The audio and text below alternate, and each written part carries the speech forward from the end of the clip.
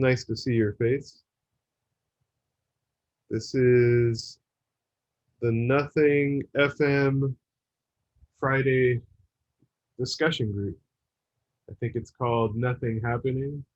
I'm the host, Art Pinsof, and I've been hosting discussion groups like this around this topic for a little over a couple years. And I enjoy hearing different perspectives on this, which can't be put in words. And that's why I love these sorts of discussion groups. It gives people a chance who maybe you've been listening to a lot of people talk about this, and maybe you find it challenging to have other people to talk to about it, you know, outside of maybe a question and answer session with the speaker. And so this sort of group gives a unique opportunity for seekers and explorers, and perhaps, you know, people who wouldn't consider themselves either. But everyone is welcome to share here. The only rule is to be mindful of your time so other people can have a chance to speak. And I would say dogma is not allowed, but I don't think that can be controlled to a certain point. We all believe what we believe as characters, as action figures. And the words that we use can often sound like separating. Like some people like the word God or love or nothing, and yet all these words can really be pointing to the same thing. And so with that in mind, I really don't be afraid to share whatever's on your heart, whatever's in your mind, on the human side of things or the non-dual side of things, if you want to call it that. You've probably heard many people say in this world, you know, in this realm of non-duality, saying nothing is happening to no one, or this is all apparently happening, but actually nothing happening for no one, which is a beautiful pointer. But the moment it's held tightly, it turns into a dogma just like anything else. That's my feeling on it. And yeah, so let's see. I want to welcome everyone who's joined. Welcome Francisco, Isa, welcome Sheila. Great to see you, Sheila. Carrie, people will still be arriving as the meeting goes on. And before we officially begin, I want to thank Nothing FM for letting me host this meeting. And there will be a retreat with Jim Newman coming up very shortly. I think that's this weekend. So you can go to the website, nothing.fm, for all the details. You can look at Nothing Media on Facebook for all the updates. And there's new content coming up on YouTube all the time, produced by Emerson and the Nothing team. That's really great. So keep track of that. And yeah, with all that being said, this is an open discussion. So who would like to start? Feel free to unmute yourself if you'd like to share or ask something or say anything. Hey, Art. Hey, Can you hear Vinnie. me? Yes. Yeah. So I stumbled on this community just a few days ago, and I had just watched your Christmas session, December 25th. Cool. Yeah, it was very refreshing to see. It was like a support group for people who did not need support. So it was so it was very refreshing to see a bunch of people who seemed problem free, because very often. Yes. Yeah, you very often see people. There's always some goal to sort of solve some problems. It was very interesting to see a different context. So based on that session, the impression I got was most of the people who are members of the community. Can you hear me? Oh, yes, yes. I can hear Yeah. you. Yeah, the impression I got was, I mean, it's really hard to know where you are on this sort of quote unquote spiritual journey, but the impression I got was that people seem to be very established. At least a few of the speakers seem to be very established, and including yourself, in the inside of non-duality.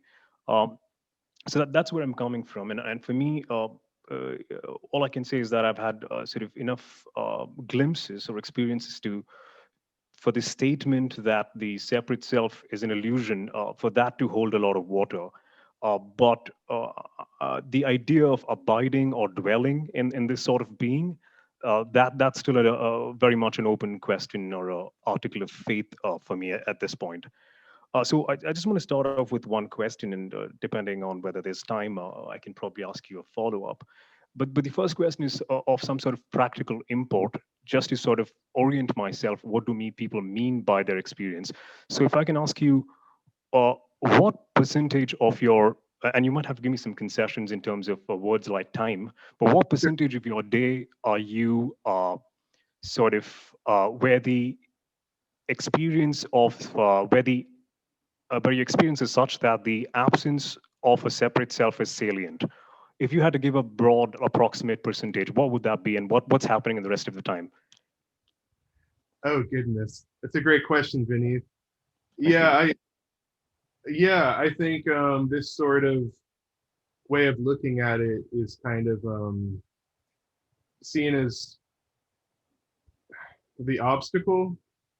I mean, this is what perpetuates seeking, is the idea that the percentage needs to increase of how little you're seeking versus time focused on other things. Paul Hedderman says this thing. He says once he got the final answer, there were no more questions. And I asked him like what the final answer was, and he said the final answer was no more questions. Yeah, So yeah, it's a bit of a snake eating its tail. As long as yeah, yeah. there's something being taught, then that's what's happening. And then when it's seen that that's all the mind can do is seek, you know, something else might happen. I guess I don't know. But I hesitate to say what that is, or put that in words. But Jim Newman said this in one of his meetings a couple months ago. He said that seeking is knowledge leading to more knowledge. And then he used this other word. He said longing is recognizing that's what seeking is. Hmm. So I think that's about as close as you can come to it. Yes, if I can sort of push you a little more. So, Yeah. so whatever you said is potentially what I have run into, and the sort of so the very nature of desire being in itself, and the word every word we use, as you put it in your last session, is just probably reinforcing more dualities, but let's perceive them to be a form of pointer, right? But you have to probably cut me a lot of slack, because there's going to be a lot of words that are going to be hard to sort of parse very precisely. But granted that the desire is essentially the very hurdle that we're trying to sort of absolve. But my question is this, right? For a novice like myself who's on the path, there is inherently always a comparison, right, between the paths that are out there. For people who are not on the spiritual path, it is the conventional sense of managing your separate self. That's what everyone out there in the self-improvement paradigm is doing, right? If I can sort of parse our journey into two questions of how to be and what to do, for most people who are on the spiritual path, it is the intuition that the question of how to be will resolve the question of what to do. And most people who are on this journey have that intuition that the whole managing the self, the separate self, be that through psychological means or otherwise, is a doomed project. There's that intuition. Like, I don't know why I have that intuition, and but that's what I've gotten on. But where I am right now, this question is important for me to know. So if I had to push you again, if you had to give a number based on your experience, just a general, like half my day, and because my question is that No, No, Vinny, there's no number. There's no number. But so my question is this: is that because there is no number in your experience that you're able to parse like a representative sense of your day, or is it that you believe it's like it's not good to express it because that might reinforce somebody else's seeking? Yeah. So what is that? Well, Vinny, no, I'm just telling you my honest opinion. And it's just my perspective. Perhaps there are people out there who will give you numbers. I know there's one famous teacher who said that Ramana made it to level 6, but only he ever made it to level 7. Yeah. So there's lots of numbers out there. There's, in Scientology, there's stages to operating Thetan that go up to infinity, and in I guess the law of one, ironically, there's 7 levels, which are each divided into levels. In traditional, we could talk about numbers all day. That's a different type of meeting. That's, to me, that's like you said, that's self-improvement for the separate self, and that's okay. There's nothing wrong with that, but that's not what this is. Yeah. Self-improvement is great, but this meeting is all about how seeing that there is no self and there's no choice in the matter. And Vinny, sure. I would like to open the meeting for some other people to talk, and you can for sure. Please chime in again. But yeah, just let me say my perspective, which is all I can speak to. It's just that I'd like to open this up for someone else who'd like to maybe respond to your question about John, would you like to share maybe your experience? Because it's a very honest, grounded question that Vinnie was asking, that it's very natural that we want to feel like we're improving over time in getting this, but it's like Paul says, the getting of it is in stopping trying to get it. It's like the questions just drop away, and then there's just a relaxation into whatever's happening, which could be enjoyable or not enjoyable for the body mind in that moment. So what do you think, John? Yeah, again, like you said, this is my perspective, but like Vineeth, there's there's nothing to get.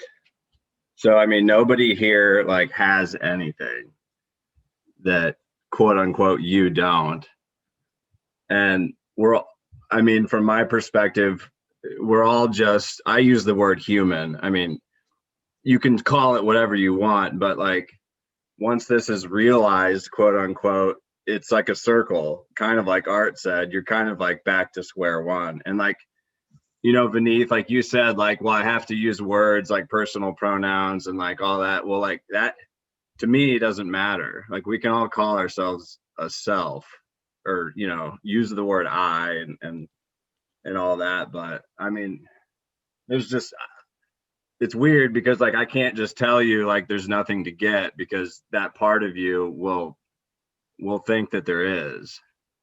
And so for me, I guess if you want to call it, there's no prerequisites or anything, but part of that was listening to Paul Hedderman and kind of that division of seeing what you're not, because there is a part of you, or a part of me, I'm going to use personal pronouns, a part of me that will seek and will continue to seek forever and think that there is something, but seeing that isn't you, I guess would, if you could say helps, but nobody here has anything. And so when you were saying you listened to the Christmas meeting and it sounds like people are abiding or there or have it, they don't. Nobody has it and everybody does. So I'm sure that probably doesn't help, but that's just my take, I guess. Yeah, that's nice, John. That's a good take. And the thing that's been resonating with me a lot recently is just that old saying of your head is in the tiger's mouth. So I think when you're in meetings like this, when you're drawn to anything like this, it's just the process is already underway, the apparent process, so you don't have to worry about it really. The worrying about it makes it more, just brings the mind into it more than it needs to, maybe. Essa, you love to hear from you, Essa. Hi. Hey, Vinnie, thank you for just like starting the conversation out. That's cool, right? Just to drop a stone in the water. I just wanted to share my experience rather than like directly answer the numbers question, but connected to the numbers question. And that is, I have found I have to increase my my percentage of duality time. That it became a bit perilous to have it be where it was. So because still in the world and functioning with different matrices and different sort of paradigms, and so there's that, like until and I'm talking about in the, like if I'm out there, not in a group like this, but in the general population, the kind of openness and permeability and boundarylessness of, that came with that for me, made for a lot of entry. That, I mean, there was no entry or exit even, it was just a diffuse boundary that I found to be perilous. And I lived through enough of that I had to make a decision to sort of consciously steep myself more in things that are of the dualistic, to lower those kinds of perilous experiences that were happening. Essa, could you give us an example of what you added back in? An example of what I added back in. Thank you.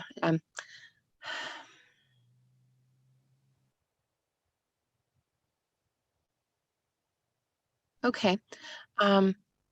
Like some things around researching health-related matters. Adding tasks in that have a concrete sort of self-improvement was mentioned by Vinnie, but this was more like setting, so like intentionally setting some health goals and then doing some research on methods to biohack or just achieve those health goals. So some concrete projects basically that I gave myself, because even though there were some health dysfunctions in the place that I was at, which was more non-dualistic, I was actually completely fine. So I made a decision to say, okay, well, let's whittle away at these different things and sort of densify, myself, my sort of self-experience in the process, and other things to densify, kind of like that. So basically finding problems to fix now, Yeah. I hope that helps. That helps. Yeah. And I guess you were saying there was some kind of problem that was happening before you added that back in, for maybe things being too, like maybe there were things in the real world you just so-called you weren't really acknowledging, like with health or something, or you needed to do deeper research into on that level. Is that what you're saying? Yeah, and the problem wasn't health, actually. The problems that became perilous were human interactions with those who were dualistic. I literally had a phase of years during which I could not perceive any difference between anyone else's need and my own. The oneness that was there was completely embraced. So if I'm operating that way, that can only be fine if I'm around other people who regard that as with respect. If they Right. don't, if I come across predatorial and all kinds of really a lot of things, kind of went down and all of that, then it becomes perilous for this self here because we're not in the same matrix. It Right. took me years to get that.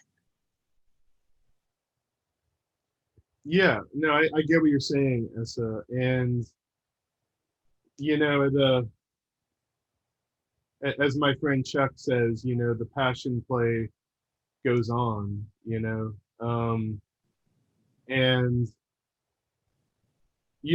there's sayings like in Zen, there's this saying, the first there's mountains, then there's no mountains, then there's mountains again. And so this just sounds like, yeah, a natural part of your journey. And everyone's journey is going to be unique and different. Whatever's happening in the world around us is what's happening. This is it. And there could be psychological, there could be karmic, there could be energetic things that are just happening. It could be past lives and future lives, who knows?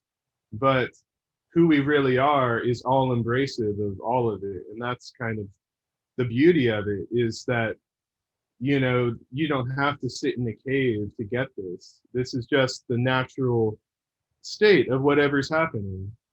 And taking care of the body is natural. Taking care of, your mental health is natural for the body mind to do, and learning over time how to have better relationships with better people for your body mind. It's just natural, I would say. And I would say what becomes less natural, quote unquote, I mean, it's actually not, everything is natural, but what makes things overly complicated is the stories we put on top of what's happening that just make it more complicated. And Paul Hedderman says that non-duality is not going to help with duality. It's not something you could use. And in fact, the best thing it'll do for you is to fail you if you try to use it to solve a problem in duality. And yet there's a paradox that when you're drawn to this, the mind becomes quieter and the character travels lighter. And that's also what I hear from what you were saying, Essa, is that there was just kind of a clarity of what to do in the recent past. And but thank you for sharing that. Thank you for sharing your experience, Essa. Let's see. You wrote a bit more here in the chat. Yeah, so you said these Yeah, parallels. I mean, I'll just, because I didn't know if my sound was going to rework again. It's not that I didn't take care of the body. I actually did. I've been very into health as a responsibility. It's that the experiences in those years of oneness created health issues because I became so open and said yes, just a wide yes to everything. So it just so happened that to get back into the dualistic, I now had, some decisions to make. I mean, I'm going to pull away from the one because I'm seeing that it's not safe. It's just, I didn't find it to be safe in the world to be in that state of being. And then I now had some health things that I could have been fine with, because within self, I was fine floating. But hey, if we want to be back in the world in a dualistic way, I do need to now shore up these new health things that have emerged from this period of years. That's what I want to clarify, because I also am aware in spiritual movements that people can divorce the body from the mind and neglect health sort of intentionally, prioritizing the mind or meditation at the expense of earthly, if you will, tasks. And that's not that's not what I walked. So Yeah, I get it. Thanks for thank clarifying. you. Thanks. No, that's cool. Thanks for clarifying. Yeah, so I mean that speaks to another point then in that case, that whatever this experience is of things dropping away or falling into something, it's unique for everyone. It's unique for everybody. I mean, for some it may be barely noticed, for others could be incredibly pleasurable, for others very painful and create different problems. And it can be a mixture of all the above. There's no rule. And that's why and that's just based on stories. Those are just stories of characters, but just like, every personality is different. Some people are more wanting to speak publicly. Some people would never want to speak publicly. There's not a right or wrong way to be personality wise, so humans are just unique and different. And I love the description of this as the natural state, because it's all inclusive. It's not even a state, but it's just what's already happening.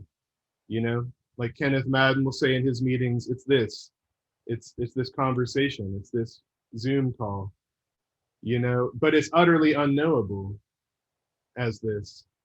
So let's see. Sheila, would you like to speak? It's great to see your face, Sheila.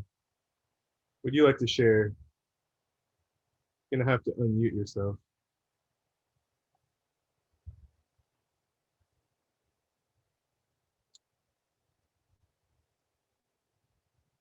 Sheila? Here I am. There we go. Yeah, I had to move things.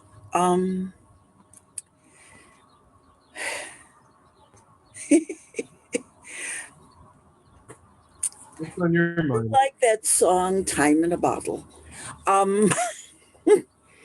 Anyway, my experience was very painful for a while. I pulled away from it. Now is now. Is there a question about how much time or something? Are we still Well, answering? you could really say anything that you want, Sheila. Oh, okay. You Well, could what I do, literally what I do, well, many years ago, that doesn't work.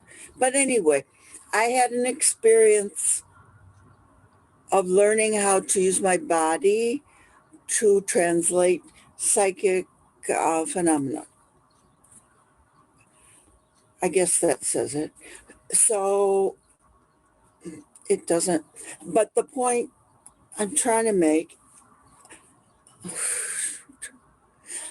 my primary way of dealing in the dual world is to feel. People have different ways of being in this world.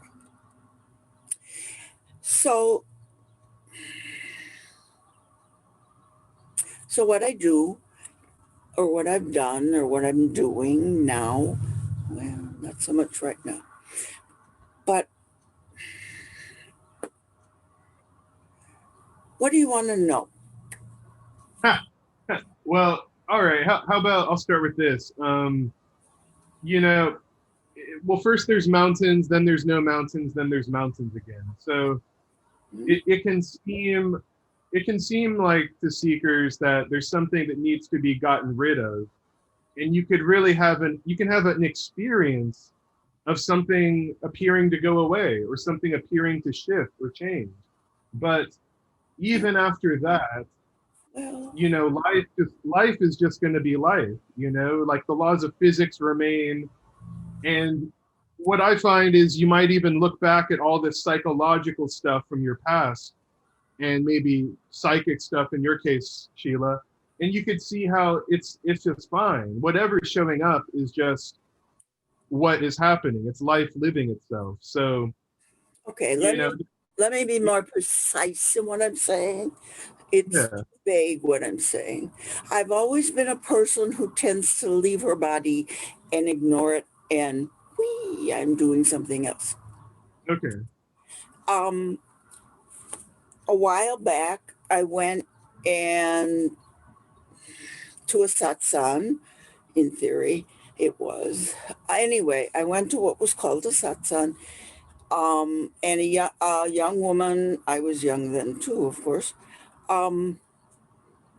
did something, and a lot of people try to describe it. I don't know. My friend said I was Saktipat. I don't know what yeah, that means even. However, um, I started to feel everything and everybody, and including the moon. Not just, I mean, everything. And it it was very obvious to me, to Sheila, that was it. That it's all one. It's all, I mean, what yeah, else? So, um, but being in, being hurt by feeling a plant who has a disease, for example, and starting to itch or things like that were troublesome. And I retreated from that and came to realize that retreating totally from that was not what I needed, not what Sheila needed. Sheila needed to partake of the ineffable. Um, okay, yeah, so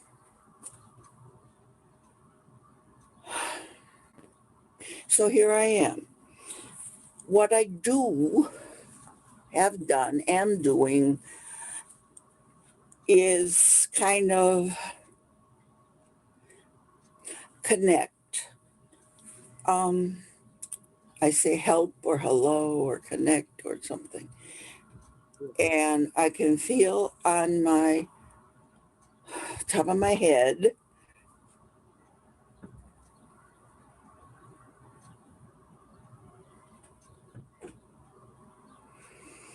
yeah, and and now talking to you, I'm here.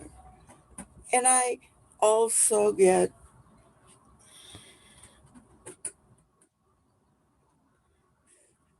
people call them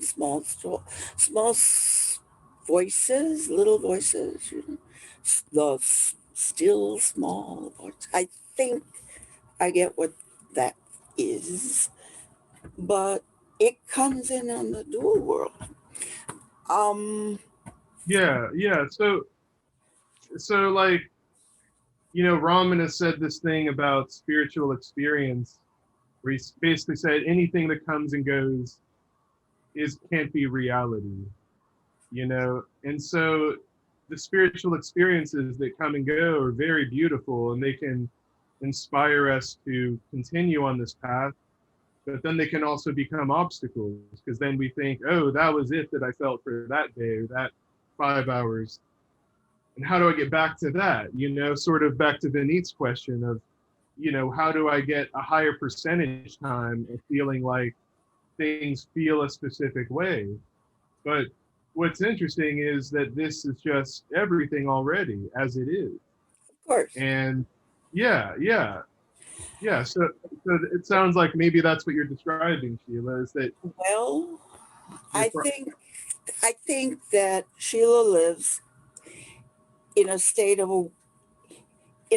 awareness. Okay. Yeah. And the awareness shifts. And right now, well, it doesn't. Right now I'm connected and I'm talking and stuff is happening. But everything always is. Always, it's not. Right. You don't have to go into a state. Well, what I do is check in when I need to and deal here when I need to, but it doesn't, the all-encompassing reality called oneness doesn't go away just because I'm talking to you. Right. The piece. So I'm not seeking. I don't care what happens. I'm not involved in looking for reality. Reality already is. I don't have to look for it. It's there. I'm here. So, and sometimes I'm there. But that's just my awareness of here and there. And some people stay in that awareness and they don't get hurt. I assume Michael and Nancy do not get hurt by that. But by what? Maybe I'll be there. Maybe that'll happen to me. But Sheila, you're saying that you assume they're not hurt by what? Yeah, I am. You know, by what? By what Essa was talking about. Oh. Right. Yeah, I mean, yeah, it's almost like it doesn't matter though, because if there's no one to be hurt, you know, like someone would come to Ramana and say, you know, I've surrendered to God and there's still all this suffering, you know, and Ramana would say, well, you haven't really surrendered, because if you totally surrendered, you wouldn't even be aware that you exist. There wouldn't be anything left there wouldn't be anyone left to complain. And so it's just so it's just the total stopping of questions, the total surrender to what is. And the way that the body mind reacts is just fine. It's that. It could be there could be anger and sadness in anyone's life. But I think when there's less story attached to it, when it's seen that there's no doer, you know, it just comes and goes more quickly, usually. Because there's less story for it to attach to. There's less story of why, or, you know, all of that, you know, and those things can be helpful to a point, but well, thank you, Sheila. Thank you for sharing your experience. That was really beautiful, colorful, great. Yeah. Colorful. I love color. Bye-bye. What? For now, yes. And let's see, who else would like to speak on this topic of whatever your experience is, or if anything has been stirred up by someone else talking. Elena, Francisco, Isa, just feel free to unmute yourself if you'd like to share, anybody. Hi, do you hear me well? Yes. Hello, Elena. Elena. Hi, everybody. Good. I know I have a stupid question, but a stupid subject, which I'm confronting myself lately, is with this energetical manipulation. I'm very empath temperament. I feel everything. I feel every thought. I don't know what to do, actually. Yeah, it sounds, well, I guess. If I interact with everybody, I feel them, or I feel everything. I take everything. I don't know what to do. I don't know. It's a blessing or a curse. I really, it's overwhelming. How long have you been experiencing that? Well, actually, lately it's stronger, but for years I'm like this. Yeah. Forever. Well, and I have the tendency to eat a lot, and I understood it's like a protection, you know. After interaction, I go to eat fast something to protect myself. Yeah, yeah. It sounds like things are coming up, you know, and you know, you might want to look at some type of trauma work or therapy for the character to help balance that, because what you're experiencing is at the psychological and emotional level. With you're describing a heightened sense of empathy and emotion and a bit of overwhelm around that. And I would say that, you know, that might be a good time to check in with some other methodology that like therapy or some type of trauma work to help process that, Elena. I mean, I've done a lot of trauma work. I've done therapy, and it's helped a lot. And I don't know if this non-dual message would even have landed as much as it appears to have if I hadn't done all of this work on the relative level with my mind and emotions and trauma. You know, traditionally, you know, well, there was no psychology, you know, in like per se in ancient India. You know, everything was understood and processed, you know, in Ramana's world and Nisargadatta's world through, you know, these spiritual books, you know. And but I think now we live in an age where we can address things at the level of the mind that deserve that attention. And then when it comes to non-duality, to see that that is just all inclusive of everything. Non-duality is beautiful and brutal. It includes the tragedy and the triumph. And so even as we find some message like non-duality that really speaks to our heart and makes us feel more liberated and loving and lighter, there could still be trauma coming up at the same time because of that, apparently. And there could, yeah. Sorry, but I don't know, maybe I don't really understand what is the connection with trauma here. Well, I wouldn't know. That's the thing. I think everyone's experience is unique when it comes to how this awakening appears to happen. And quite often there's a psychological component that is being affected through it, because this is closer than close, you know?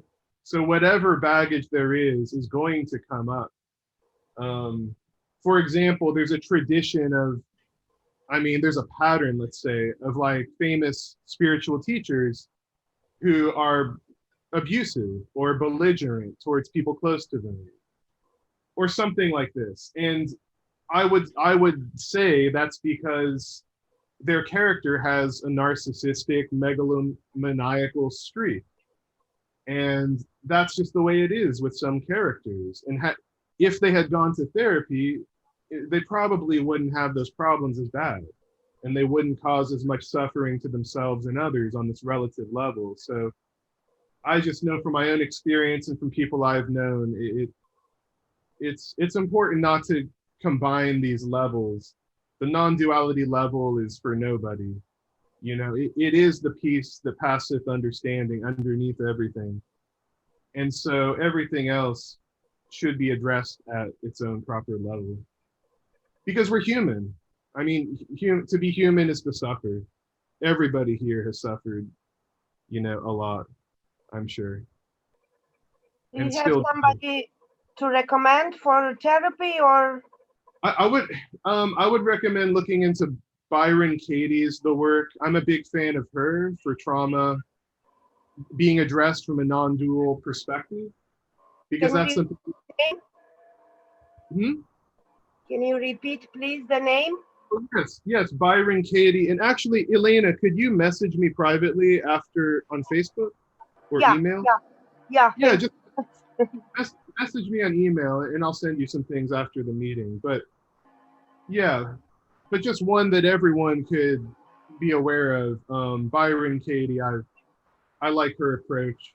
There's also Stephen Walensky. He was a therapist who sat with Nisargadatta and had a non-dual perspective, and has great books about it. But anyway,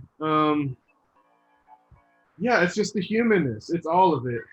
So thank you for sharing, Elena. And yeah, just send me a message on Facebook, and yeah, we'll talk more. Thank you. Thank you. And Harvey, thanks for joining us, Harvey. Glad to be here. So Harvey, I guess for you, well, for those who don't know you, you're a professor of philosophy at the University of Maryland. Yeah, and at Howard Community College, and I'm near Washington D.C. in the Baltimore area. Great. Yeah, and thanks for being here. And I guess I'm just wondering, Harvey, your personal experience on this path of non-duality, if you can call it that, this pathless path, what have there been challenges that have come up for you, like in a physical or emotional way along the way? And if so, what did you do about it? Well, it's a kind of a tough question, but I think on the path itself, if I can call it a path, much of it was about finding something or feeling like maybe there was something wrong with me, something wasn't there, and that somehow or another I'm going to find some type of blissful experience. I'm going to be happy afterwards. Everything is going to be peaceful. And I really kind of came from that thought, which produced a lot of seeking in a lot of different pathways. And as time went on, I sort of realized that my expectations of what this was all about were not really correct. And I really began to realize that there was, for me anyway, there was something right here that was in a way metaphorically right in front of me, and it was always here. And I began to realize it was kind of like there was an abiding or resting into what I would call what is. And that sort of allowed the giving up of any expectation or fantasy. It was more of a fantasy of what it's all going to be about. And so it's been a journey into, in some ways, noticing the seeking may still be arising, and yet noticing that what there has been a looking for, and I don't say even I'm looking for now, it's the I is sort of dissipated and it's just there when it's needed. It's just noticing what's here and not knowing what's going to show up next. And that has blossomed into a kind of perceptual insight, both literally, both the way I see and the way I experience, and way there's experiencing into the character or the I. But that I is like, to me, just a coming together of these attributes, this character, this personality, which makes it appear like there's an I, but there's a knowingness that there is no permanent or independent I here.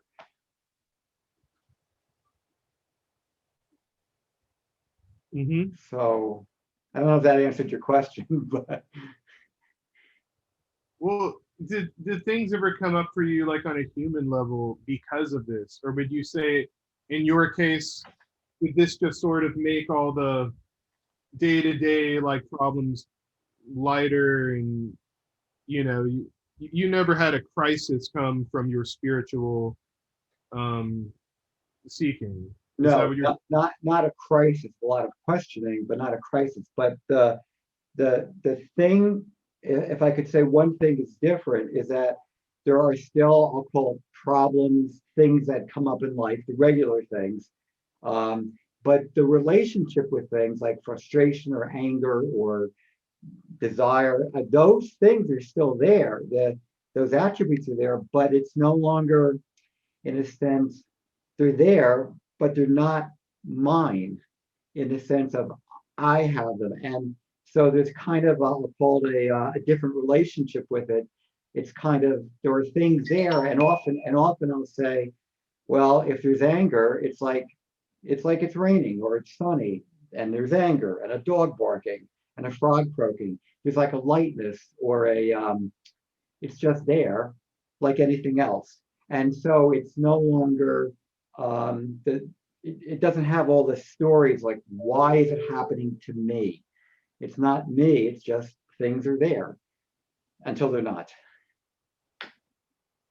Yeah. And something that I like that you say, Harvey, is about how it's all inclusive. It's everything. So whatever comes up, you can sort of see it as that. It's just what's happening.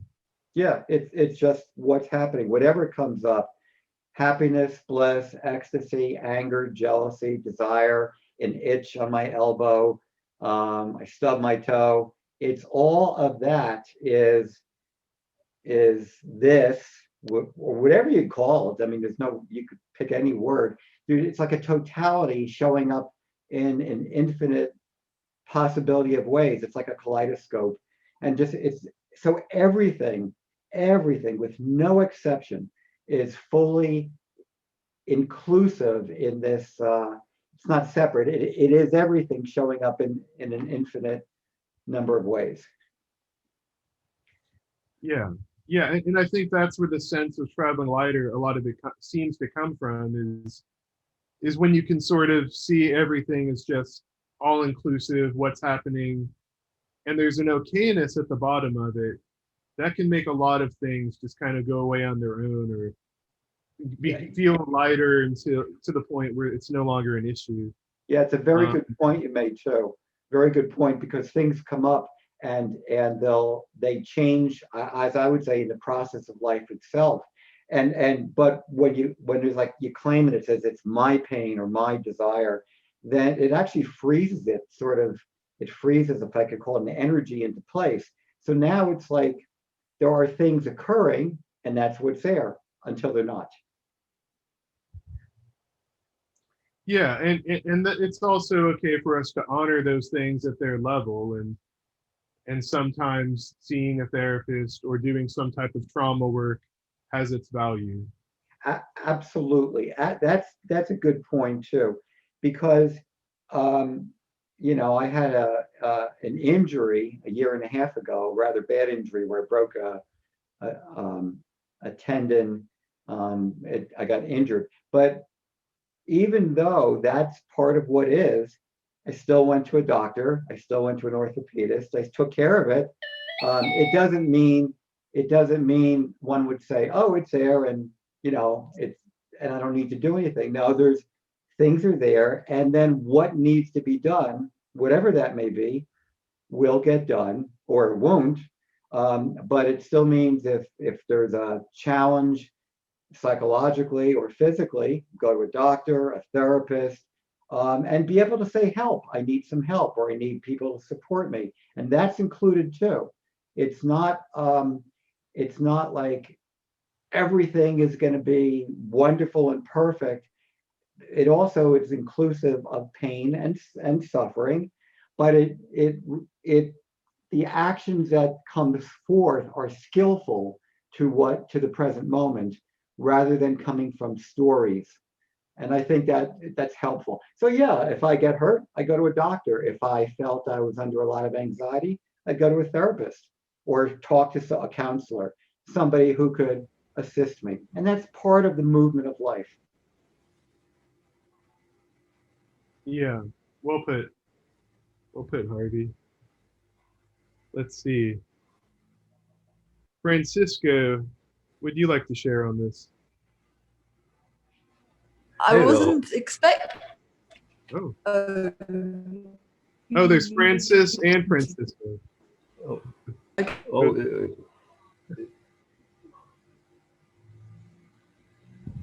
I'm sorry, Francis. Let Francis talk. Let Francis talk. Oh, okay. Francis, if you would like to go ahead first, and then Francisco. No. By now, no. By now, no. Oh. Okay. Let Francis. Okay. I don't know if I've got anything to say. I'm just listening, but it's an interesting. I'm listening. Can you hear me? Yes. Yeah, I just joined you for the first time that I've joined you, and I like the way that we're all allowed to explore what this means for us, or whether we've had something that feels like a I find it hard to get the right words, because but it's something that is this experience of not experience, but this non-self kind of aware. So I find the language really difficult. So it's been really great just to hear people explore. So I'm a little bit shy, really, to explore where I'm at, but I'm dancing around, listening to people, having some sense of this thing, but I can't say that I've had some sort of major. I feel sometimes I've had some sort of dropping away, and then I don't, so I don't feel I have, but I feel I very much like hearing people, I like listening. Yeah. So I think I might just leave it at that, because I wasn't expecting to say anything. Well, thank you, Francis, for sharing that. Yeah, I was just I don't really have a language that I feel confident, with. Yeah, but what a great place to be. Yeah. Yeah. Yeah, I think what might happen for some is maybe eventually you just settle on some language, knowing that it's not going to be perfect either. You're kind of damned if you do, damned if you don't. When you're trying to talk about this or find the right words, it's like, either you're going to wind up sounding like a copycat of somebody else, or you're going to be saying some words that just sound like beautiful poetry, or if that's not your style, maybe you'll just not talk about it. I don't know. But I guess the exploring of it without having the right words, I really like that, because I don't think there are right words to begin with. But that's a very honest description. Makes sense. Makes sense that there's not the right words. I like that. Yeah.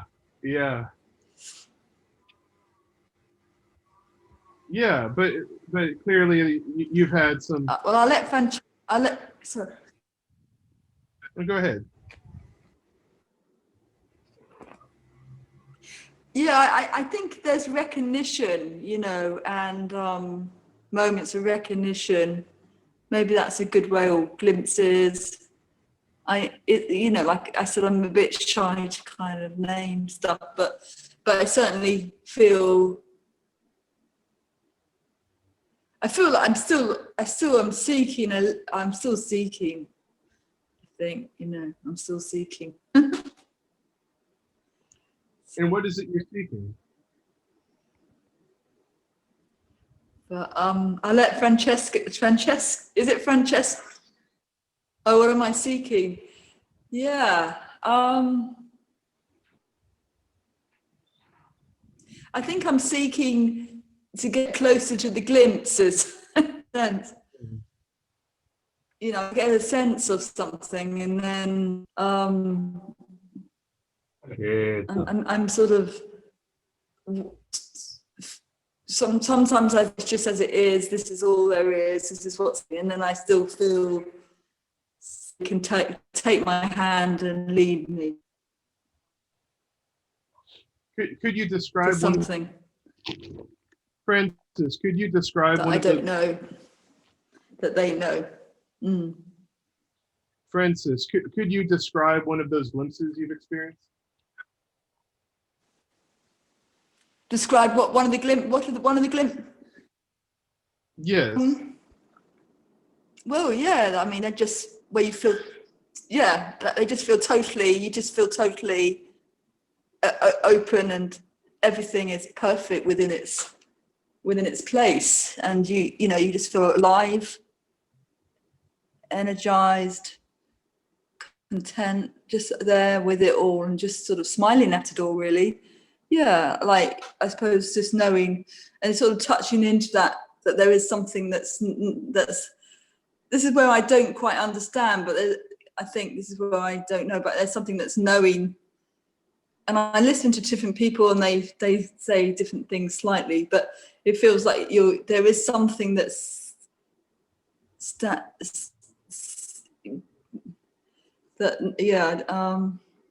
Stabilizing. You can sort of connect, you slightly connect to something that isn't there, you know?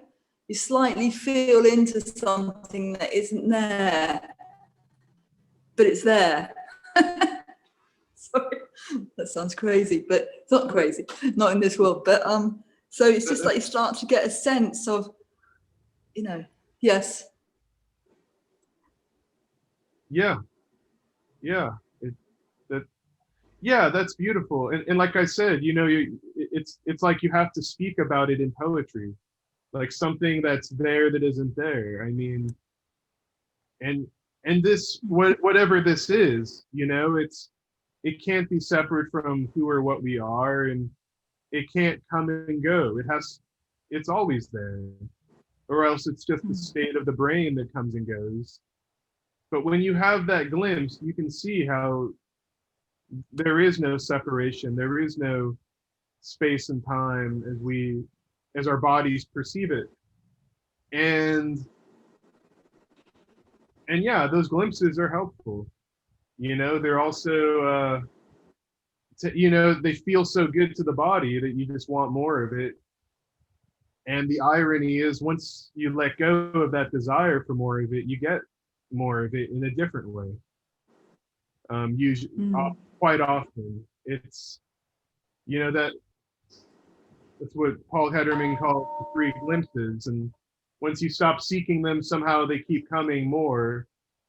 Maybe, but I don't know. It's, you know, Vinnie, you were asking something earlier about, like, you know, there is a certain way where I answered your question, Vinnie, from my perspective, where I just didn't want to lead on and think, oh, you could get better. You can get to 80%, then 90%, then 100%, because it might actually appear to be that way, but if you focus on that, you miss it. And yeah, but I also think it's just unrealistic to think the human body will ever always give a pleasant experience, because everything in the physical universe has ups and downs. Waves come and go. So why would our human experience be different? Vinnie, I see you've unmuted, so would you like to respond? I mean, it's been very, very sort of interesting to listen to you and John and Harvey and Nisa. For me, so let me sort of say the question was not posed to figure out how to stratify or how to make the pathless into a path. The reason I asked that question, so let's assume somebody tells me 50% of the time I am in a non-dual space, or much of the day I am in this space. Let's say that's the answer. The reason I asked that question is, say it's a very small portion of your day. Every time that you glimpse or you re-recognize that your true nature is just awareness itself, essentially it is those moments that you are actually mindful. So it is in those moments that you have, if you may, clarity of some sort of being, right? The rest of the time you are sort of in the chaos, you're the self, you're the conditioning. And if in those moments, if your response is that, my concern is, is there a probability or a possibility that your problems get siphoned off from the illusory separate self to some entity that we call the conditioning, the ego, the body mind? And will that be possibly a form of spiritual bypass? So, so the only few moments that you're actually graced by non-duality or even mindfulness, if in that moment my recourse is to essentially note that I am simply awareness, this is simply the body mind, then that would be a different sort of approach to what needs to be done. So that is where my concern is coming from, and you have to sort of understand that for me, I'm a novice, right? So if I was abiding where the trust that there is only the present moment, and I don't have to sort of strategize any further, then I wouldn't even probably be asking any questions. But from where I am, it is a very sort of critical question for me, is that to what degree am I using this simply as, am I cloaking myself in this language in some sense? And is there a part of me that is reifying my non-dual experiences? And is there a part of me which would then bypass real problems, like people have here been talking about physical problems, psychological problems, and would people simply go, okay, that is just the body mind, let it do what it does, without truly abiding in it? If somebody like Ramana Maharshi, I'm from India, and you mentioned Nisargadatta Maharaj and Ramana Maharshi, and they have a very radical take. The way they speak, if you read their books, if you read any of their discourses, you get the impression that there is no doer in their experience. There is no agency. It is incredibly radical. Now, for me, that is just something I take on faith. I have no experience directly to say that there is no agency at all. Now, there are moments where I am one with awareness, and there is a glimpse of it. So that's my thing. Yeah. So please hit me with your thoughts. It's just really beautiful to hear you describe your experience, Vinnie. It's, yeah, I think, like what I was saying earlier, which is something Ramana and Nisargadatta said, is that it just unfolds uniquely for everyone, and these are all just, I actually didn't get like a clear question from what you said, but let me rephrase in one sentence. My fear is, will there be a possibility for a spiritual bypass where real problems, because at the end of the day, I'm on the spiritual journey for reducing suffering and improving well-being. And I think the yearning for truth is sort of interwoven with the yearning for reducing suffering. So, yeah. So if that is my stated concern, then I have to consider the well-being of much of all of this experience, not just the time where I can glimpse non-duality, but because if I say art, the moments I'm suffering, I am not there, I'm not experiencing suffering, there is pain, there is emotion, but it isn't unpleasant, then great. Then I don't see that being any different from whatever is enlightenment. But that is not my experience, right? So all the moments where I am not in this mindful non-dual space, I am suffering. So then I have to ask myself, till I get to the point where I can dwell in it, that I have to be strategic. And I have to ask myself, do I spend the next 10, 15 years of myself deeply in this journey of self-inquiry, or do I hedge my bets and also work on dualistic self-improvement and so on and so forth? So yeah, that's probably, I don't know if that's a clear question. Maybe you can rephrase it more clearly. Yeah. Well, that was a clear, yeah, I get what you're saying there. And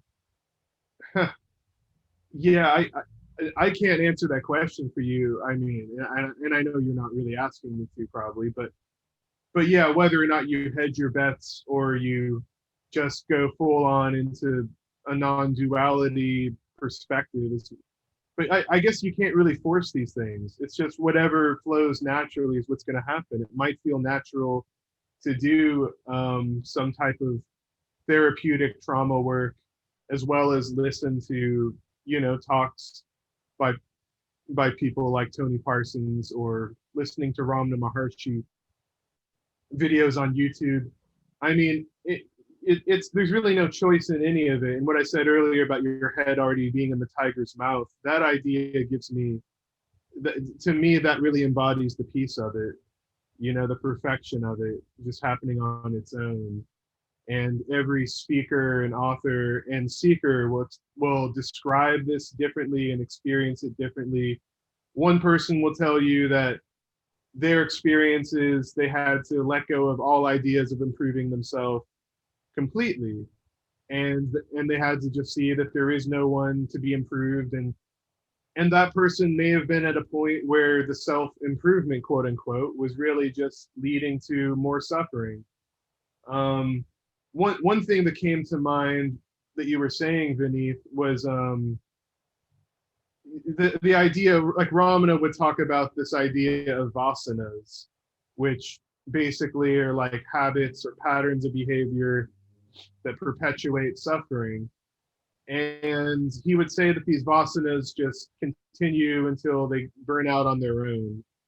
And I think a lot of times people come to spirituality and non-duality. I mean, pretty much most people come to it because they want to relieve suffering. But I think what's happening is you get these glimpses where you get relief from suffering through spiritual practice, whether it's surrender or self-inquiry or something like that, and when you get these glimpses, what's interesting is, well, let me put it another way, because the glimpse is really, it shows you what it's all about, if that happens, and this happens in deep sleep. Ramana would always say that when you wake up in the morning from very deep sleep and you feel a peace, that's it. That's enlightenment, really. It's just being free of the mind and its stories. And so, and the thing is, it's a paradox, because the brain is always going to come up with stories once you wake up, really, unless you achieve some kind of weird state where you could just, sit in a cave for 9 months or something. But basically, this is always underlying everything. That's the point. And so if there needs to be therapy and trauma work, that's okay, because this is always underlying it. The therapy and trauma work won't reveal what this is, but it will take away the distraction that is keeping you from seeing it, which is a paradox, because it seems like it could reveal it. But the thing is, once you take the thorn out, there's always another thorn going in. And so that's the danger of trying to self-improve your way to be what you already always are. It's pretty self-evident when I put it that way. But yeah, I mean, Ramana would say it's karma. I mean, for lack of a better word, we could call it karma. That, let's say when there's a big monkey on your back causing suffering, and once you get that monkey off, however it gets off, is there another monkey that's just going to replace it? And is that going to distract you?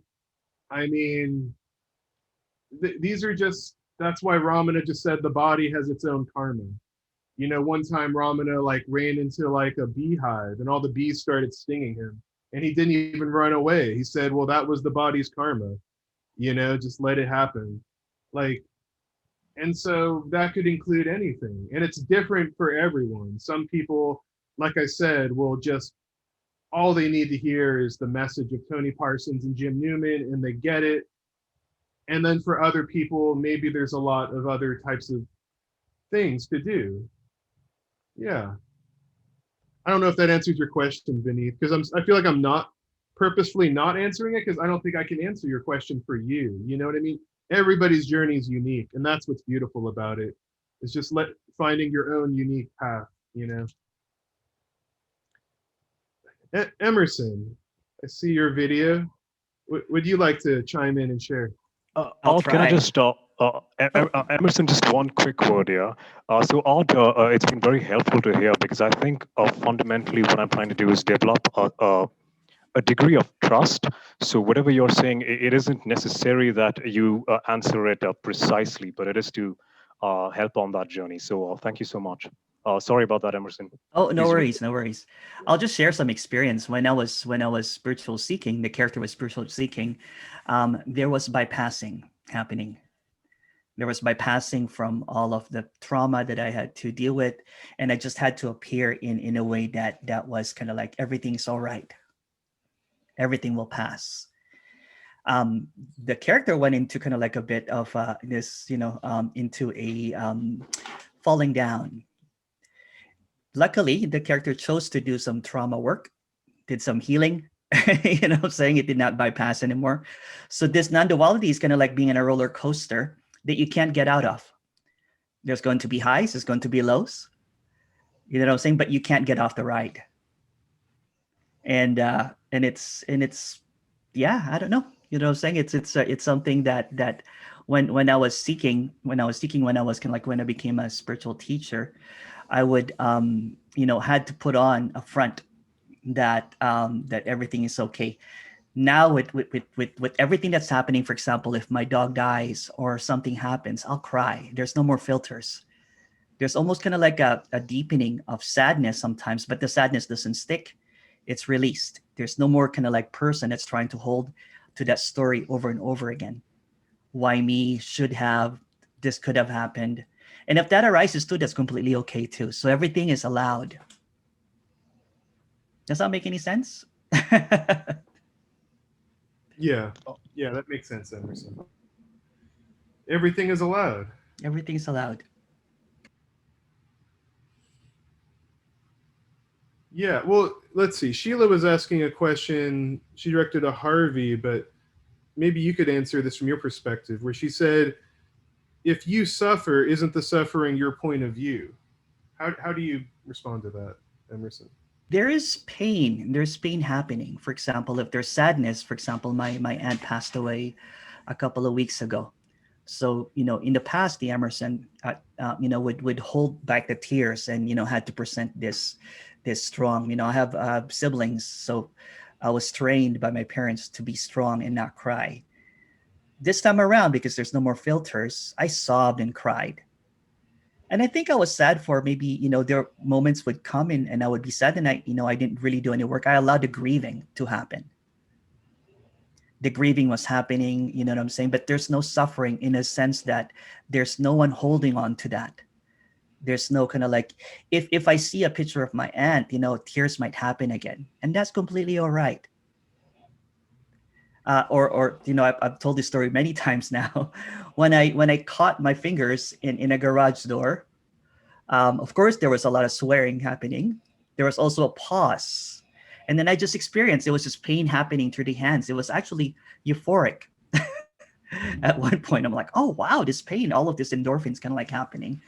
But there's no storyteller that adds on to that. I don't know if that's there's no narrative that will keep on repeating that story over and over again in victimhood or in pain or whatever. It's hard to explain. It's kind of like speaking about a clarity that cannot be spoken of. It's like muddying the waters when words are put into it.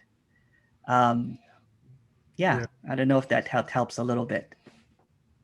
It's beautifully put, Emerson. Yeah, Paul Hedderman has this way of putting it where he says, it's like a hallway with fans in it that your mind provides for this shit. And this is what the mind does. It's like the shit, the fan is the story of the mind that will make things much worse, much messier. You know, when you take away the story, everything becomes simpler. It might, but it's also full on. The pain, the sadness, the anger, whatever, it's full on, but it might not linger as long because there's less story there. That's what I'm hearing from what you're saying, Emerson. Yeah, it's kind of like using kind of like, I was cooking one time and there's this frying pan that was really old, had a lot of grits to it. So the egg stuck and I could not get the egg, and I would try to, and then the pan became the egg. So it's kind of like having like a magic, Teflon pan that when you get the egg, it's out. It's just a pan. Yeah. Or eating kind of like eating I tried Scotch bonnet chili pepper just earlier when I was not seen, and I've it was really spicy, so I still had to drink water. There's some stuff in life that are spicy, there's some stuff that are sweet, right? You can still spice. It's not like I can't taste any spice anymore because I am awakened. It's still spicy. There's some sweet stuff, there's some spicy stuff, there's some sour stuff. And in the buffet of non-duality, there are some flavors that you might find really spicy. Some of them are really bland. Some of them are really sweet. It's really up to your taste. Wow. Well, very clear, Emerson. Thank you. Harvey, I see you unmuted. Would you like to? Well, yeah, I just unmuted, but okay. I was going to say, kind of in response to what Emerson said, I kind of see like the character like Velcro. And when we have a lot of stories and everything, things stick to us. And that's the attachment. And I always use that metaphor of Velcro because if there's no Velcro, things will come and things will go. But if you got the Velcro there, it attaches and it sticks. And the sticking can become a challenge. And I guess the other thing I was going to say about spiritual bypass, something I've noticed, because I do a lot of mentoring and counseling with students, that very often, whether it's non-duality or Christianity or some religion, there is a type of, and this is a kind of relativistic statement, but there is a kind of disempowerment where people will say, well, God did it to me, or it's God's will, or it's an entity and I have no power, so therefore I just can't do anything. And that becomes a type of spiritual bypass. And even in the non-dual world, I've heard people who maybe follow, let's say Ramesh Balsekar, and they'll say, well, it's God's will that I broke my leg or whatever. That may be, but if one says, well, I can't do anything about it because of God, it was God's will, it sounds good, but it creates a kind of dualistic situation where there's that blaming or victimization from a character, and then one projects some entity or force, and that becomes that can become a spiritual bypass. So I think it's always important to really take a look and see what can be done to end unnecessary suffering in oneself and to be a healing presence for all beings. And I think that can avoid the tendency to spiritually bypass. So just a thought. Could you repeat just in one sentence, Harvey, how to avoid the spiritual bypass in the way you're saying? I think to so-called avoid it is to inquire and look and ask what can be done to end unnecessary suffering in the character as the so-called me and in other beings, and then just see where that goes. Yeah, See that healing presence.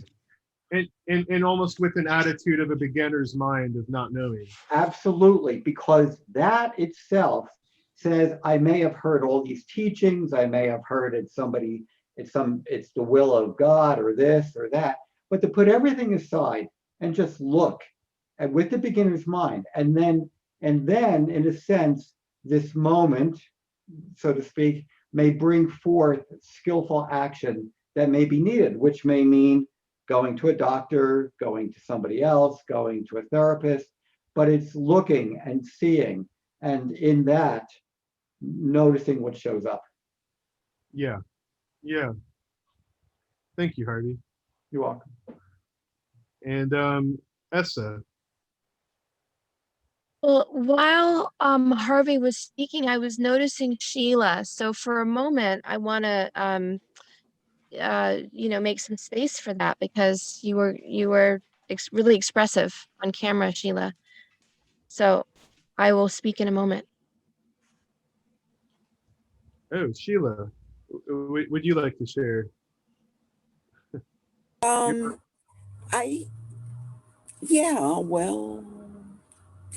God makes everything. If you're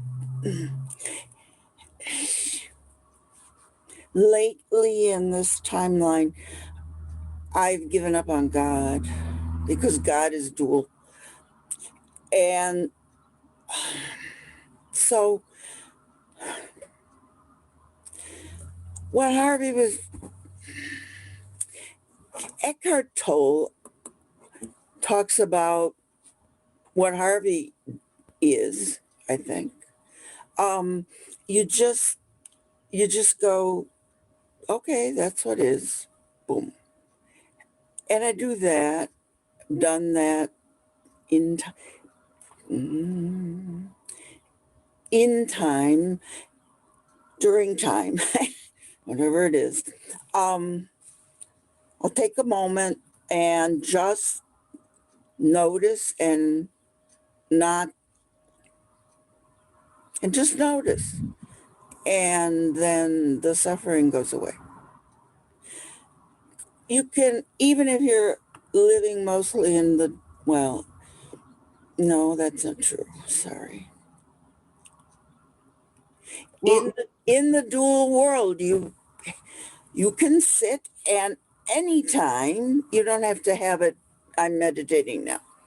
That's all. You can just stop and know. Yeah. And Sheila, I think,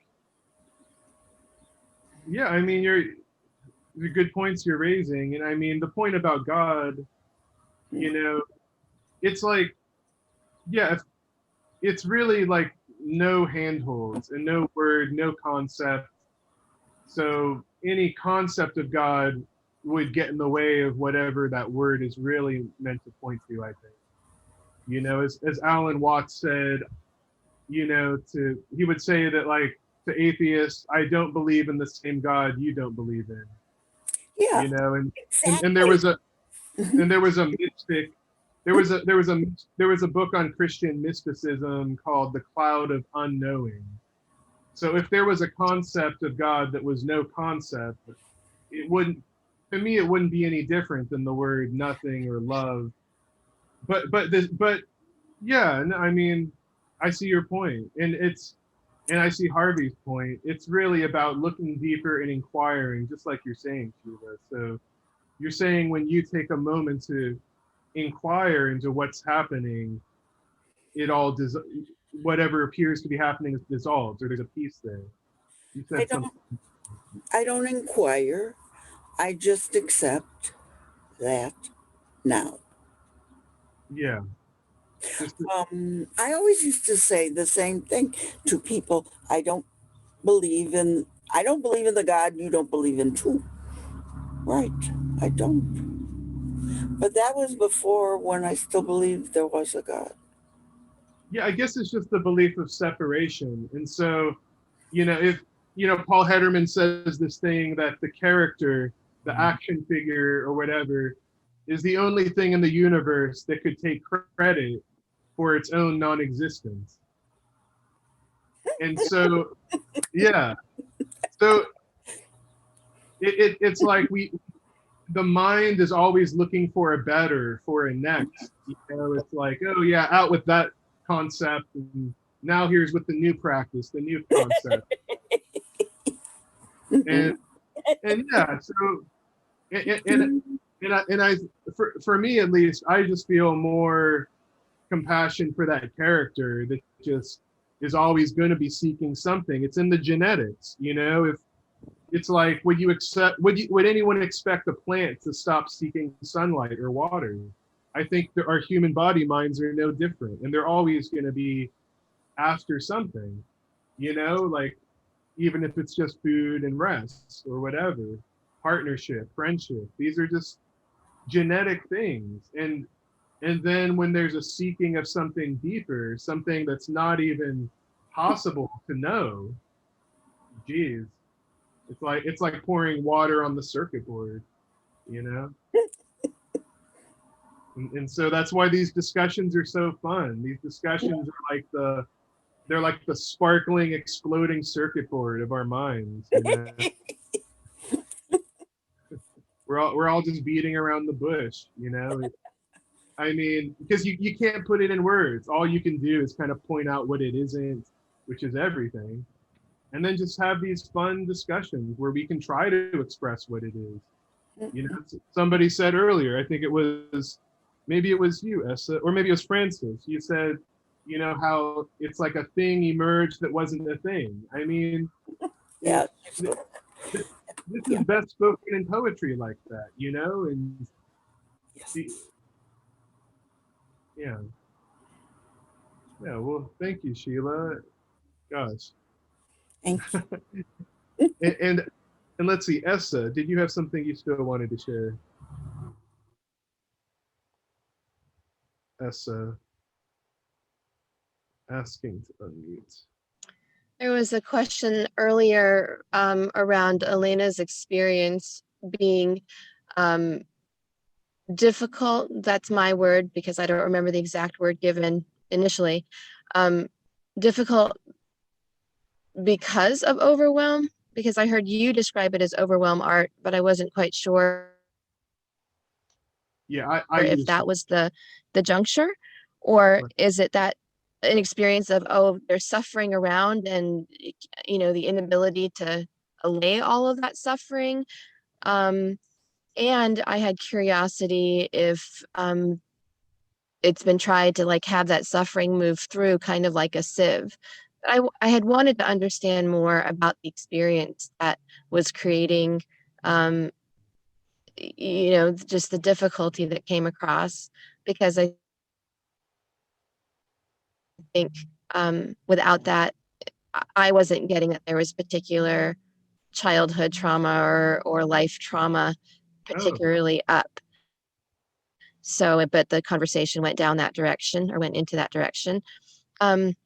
So that was one thing. The other is the Velcro Teflon, and just the acknowledgement of that, you know, how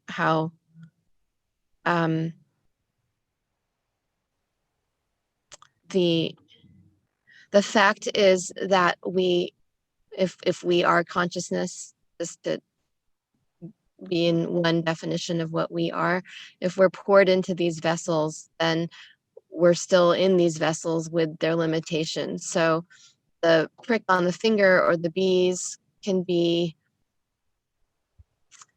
you know, released with some discipline. And then there is a point at which that release, that Teflon, can be inaccessible, regardless of desire to have access to Teflon, regardless of practice, regardless of habit, of mind that has been cultivated. And that was my learning.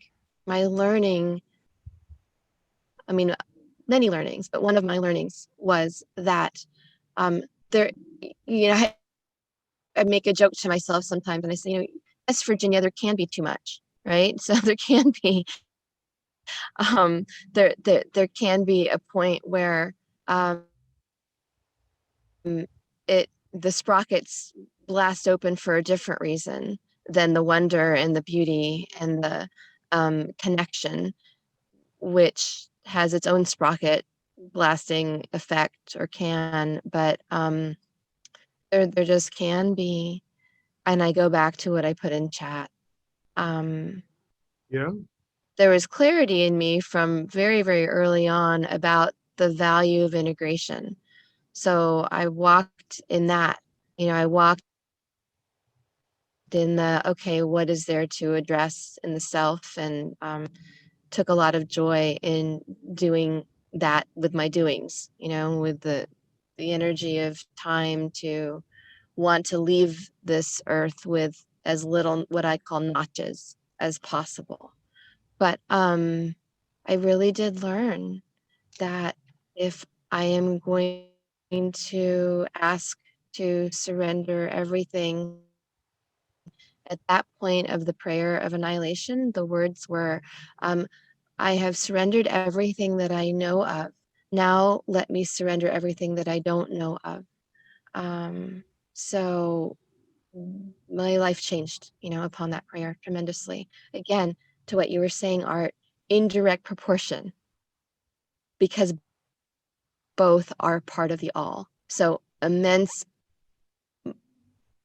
greater amounts of awe to the pleasurable, and immensely greater amounts of awe to the shock and awe, like, And oh my goodness. So that's all. Essa, what's the timeline of this apparent experience you're describing? When did that happen, that annihilation experience? 8 years ago. Okay. 9 years ago. Okay, so in the years since, yeah, I guess I'm curious, Essa, what are your thoughts on this, old Zen saying of the mountains go away and then there's mountains again? What have have you had any experience? Yeah, I connected with that. I really liked that, hearing that from you. Because the previous expression is different that I'd heard, which is, you go around the mountain, right? We've talked about that, like in meditation, you go around the mountain, you revisit things, but the up and down of the mountain is actually topographically different, and it's more, I connect more with that. So 2 years ago, I said, okay, I'm done wanting what I wanted. And so I feel as if I'm re-entering a new matrix and a new self, and it's like I have another life, yet another life that has begun within this vessel. So the mountain is, I'm not positioning myself where on the mountain, just that I really appreciated the visual.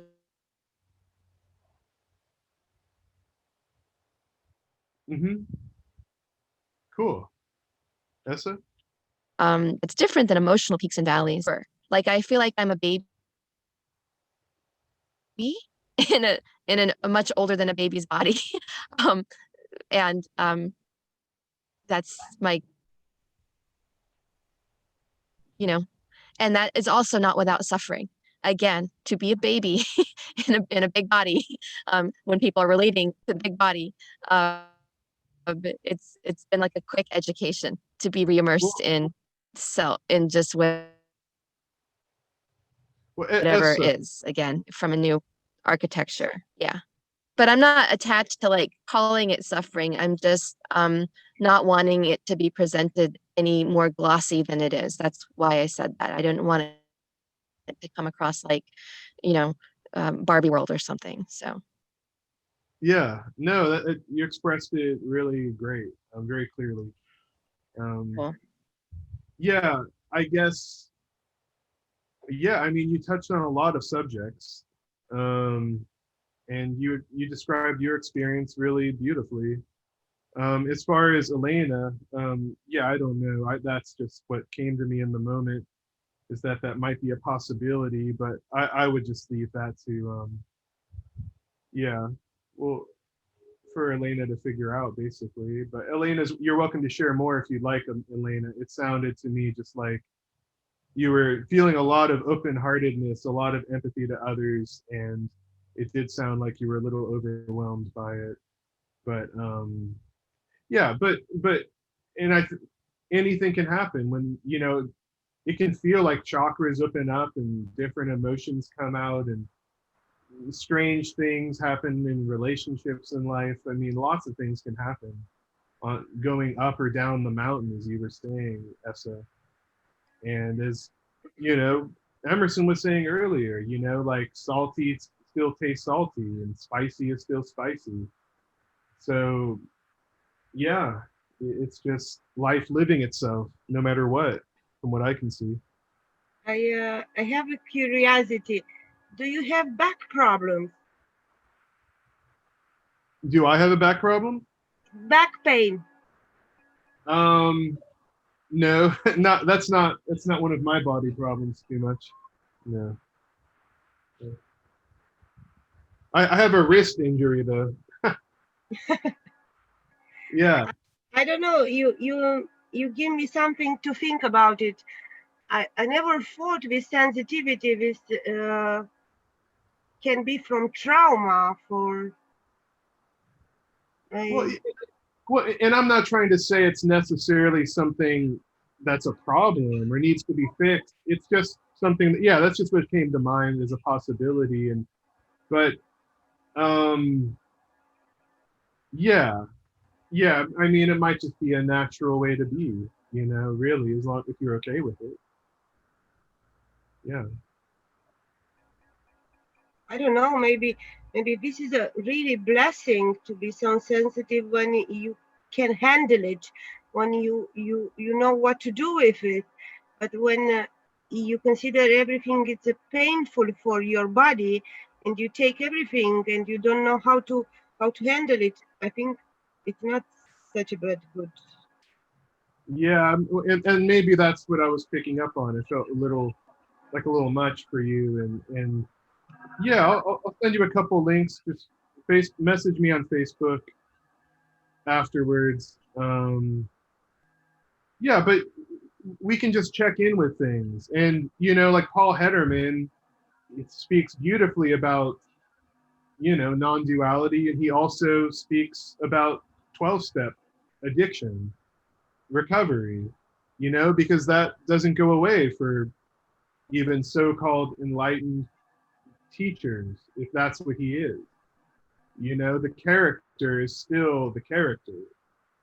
And I was actually, my friend sent me a link to this adyashanti video I watched yesterday that I really liked, called On Osho, and he's talking about how the idea of enlightenment and the experience of what people could call enlightenment can go to people's heads, you know, and it can really, and because it's just another part of the dream. You know, Michael Markham says that. He says enlightenment is just another part of the dream. And whether you call however you describe it, there could be very beautiful experiences, but the way that the mind takes hold of them is endless. And this is why I personally resonate with surrender, because surrender takes you out of it. There never was a you anyway. Or inquiry. I think people in the West have a bit of trouble with the word inquiry for some reason, but it really just means, like Harvey was saying earlier, it's emphasizing the beginner's mind. And the moment somebody has an expert's mind, you know, then that's just the mind run amok, as far as I'm concerned. It's just the mind has now created a religion out of whatever it came up with. You know, everybody talks about glimpses. I have glimpses every day, and but when I'm by myself, do you hear me? Yeah. When I'm by myself, I'm so quiet. I feel great, but I have to work. I have to interact with people. I have to live in this world, and I don't know how to do this with this sensitivity.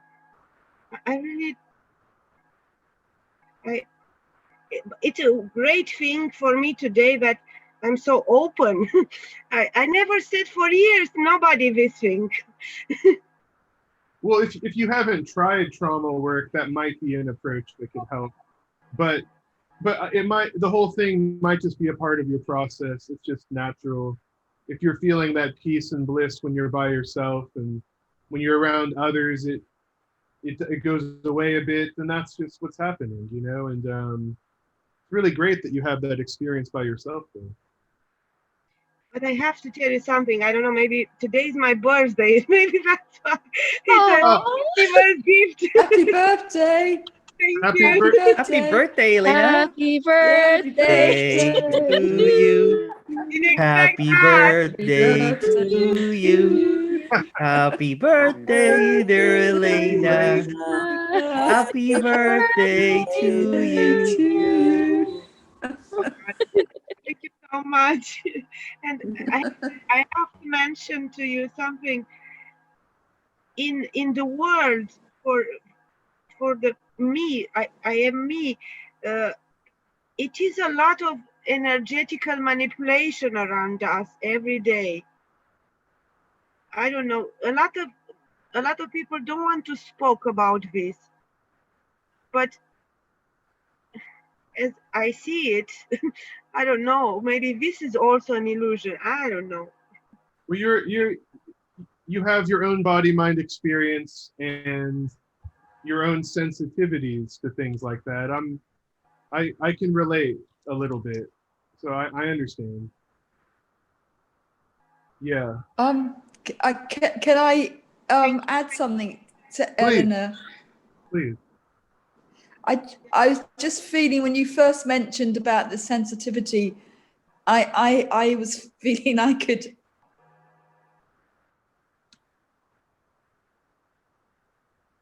I don't know if it's right to talk about it, but I could identify, you know, I'm fine on my own. I love being on my own, but then when I'm with people, there's this intensity. I cannot hear you. You get interrupted. Well, it sounds like Francis is. I don't know. There is something called the highly sensitive. Is it not working? Well, your connection was dropping out a little bit, but Elena, I think Francis is saying that she feels similarly, and that there's a condition called being a highly sensitive person.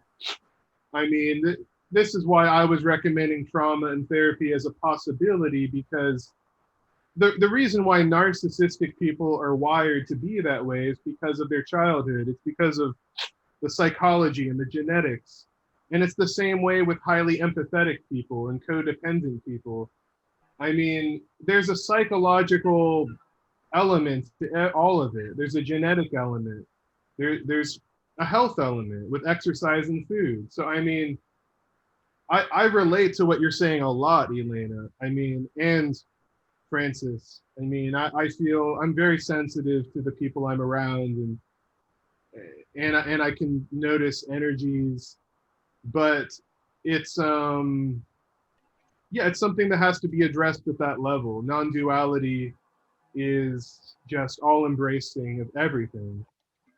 So, yeah.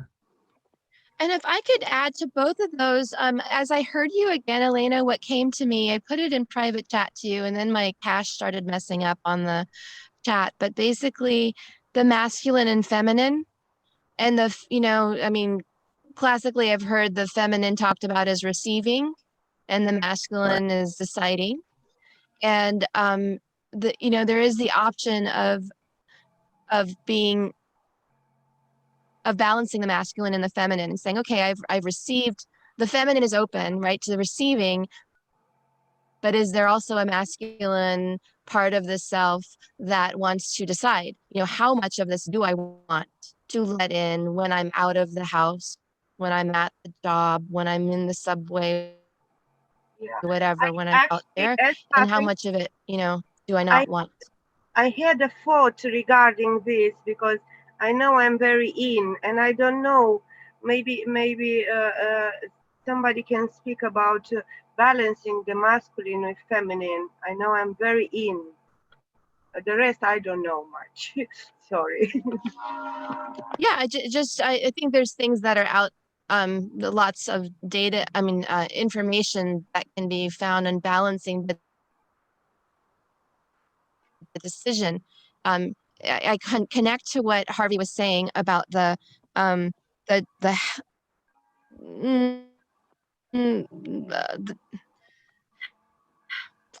I don't have another word for it right now than this: a sense of helplessness, a lack of agency, a sense of giving up power in a way that is like, oh, it's all outside of me, it's happening to me, that can take over. And I didn't know if that's something that is happening for you, and if so, just to say, well, you can decide if you want to change the floodgates, and change how you show up. It can even be a game. Like when I go out of the house, when I'm at the job, I'm going to be this, kind of persona in a playful way. I'm going to be like this, more of some other kind of version of Elena, who also perceives the sensitivity of others and, cares about others, but also is adapted, different than your meditative self in your bedroom, safe, if you will, from other energies coming in as much. There are lots of ways, so I didn't want to get prescriptive. It's just that I'm noticing the bright feminine that you are embracing in your description, and it made me wonder about the masculine, because there's use to both. So I don't think you're as far as maybe you think you are from being in a more integrative experience. You're articulating what your pain is a huge part of that movement and that walk, into the integration. Thanks, Etta. Welcome.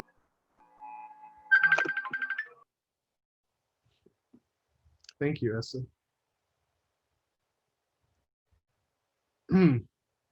Yeah, and so this group is a feminine energy more because it's communal. It's more about people being honest with their emotions and where they're at, and less about there being a right way of putting this or being at all. Those were some really nice suggestions you had, Essa, for Elena. And yeah, we have 6 minutes left. Let's see, Rich, would you like to chime in if you're available to? Rich. Hello, Art. Yeah, no, thanks, mate. It's been all right meeting. I just a bit, it was like Vinnie started off, so and he articulated his question quite well, and so I was thinking about it, and then when Vinnie came back, I'm not sure if Vinnie's still here. He he said that he was aware of it wasn't like a question that he didn't know the answer to. But then he went on to, is Vinnie here? Vinnie? Hi, Vinnie. Hi, Rich. Hi, mate. Yeah, it's just, and then you went on to say about you were seeking about trying not to suffer, which I can totally relate, because that's what I got into this game for, because I was suffering. I didn't want to suffer anymore, and I hoped it would stop, and it doesn't stop. But you couldn't tell me. I heard that at the beginning, but as you probably already know, there's stuff that we hear in the beginning can't hear, and we can't hear it. So it's that accepting that there is was it Roger Castillo? Sometimes pleasure, sometimes pain. That's the simple truth of the self. what what's gonna happen. That's life. That's life, mate. Sometimes pleasure, sometimes pain. Can't get away from it. We get caught up in it, and that's it. Yeah, true. I want to add something. If that's cool. Yeah. It's like radical impersonal acceptance. So I fucked up the dishwasher because I'm trying to do it myself, and rather than saying that's just what's happening and flood the basement, I called a plumber. So I have to go because I have a plumber coming in. It was awesome to see you guys. Yes, it's just radical impersonal acceptance. Totally. Thank you, Emerson. Yeah. Yeah, let's see. Deborah, would you like to share? I just put my camera on because I wanted to wave goodbye to Emerson, but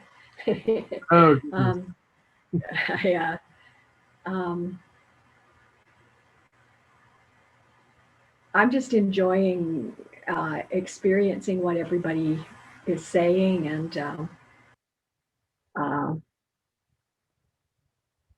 this morning I had what was present for me was lots of fear and worry, like a real longing to have a firm foundation to stand on, and knowing there isn't one, and letting that just float through me and around, and just yeah, so that's just what's happening for me right now. Just my life is just happening, and I dropped out for a little while to go to an exercise class that I have during the middle of this, and felt good to the body to get movement happening, and I came back in, and I just listening to the masculine feminine discussion, and noticing that I have a little religion starting, because I wanted to say there is no masculine and there is no feminine, and all this kind of stuff, and have a little laugh at myself for that, with that one, and just let it all float around.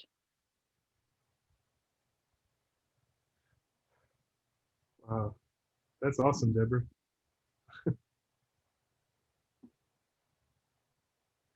Yeah, that's beautiful. I mean, what's coming to me about all of this, from what everyone's been saying, is there's just no right way to be, and there's nowhere that experience will ever land. How could it, And the paradox is there's always this, sublime quiescence within everything, within all the swirling storms of life. But the swirling storm won't stop, and that's that's just the dance of life as we can perceive it through body minds. It's all just the only way it can be. Perfect. Even if it feels challenging to the body sometimes. And the pleasure comes and goes, the pain comes and goes, the story comes and goes.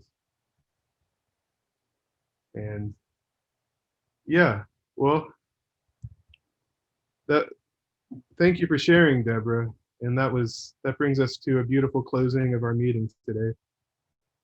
I have meetings like this every Wednesday and Sunday as well. If anyone wants more information, you could email me or message me on Facebook. But it's good to see you, Francis, and Sheila, Rich, Harvey, Deborah, Elena, Essa, everyone else who listened in, Emerson. Thank you for being here. Thank you. Thank you all. Thank you, everybody. Nice to meet you all. Thank you. Thanks, Art. Nice you held it really well. Thank you. Thank you. Nice to see everybody. This is my first meeting. I liked it. And thanks, Art, for managing it or facilitating it. Thanks, guys. Thanks, Rich. Thank you for being. Thank you, everybody. Thank you, Sheila. Yeah. Thank you for sharing. Thank you. What can I say? Yeah. We share. Yeah. Francis, I've been there, done that. Know what you're talking about. Thanks.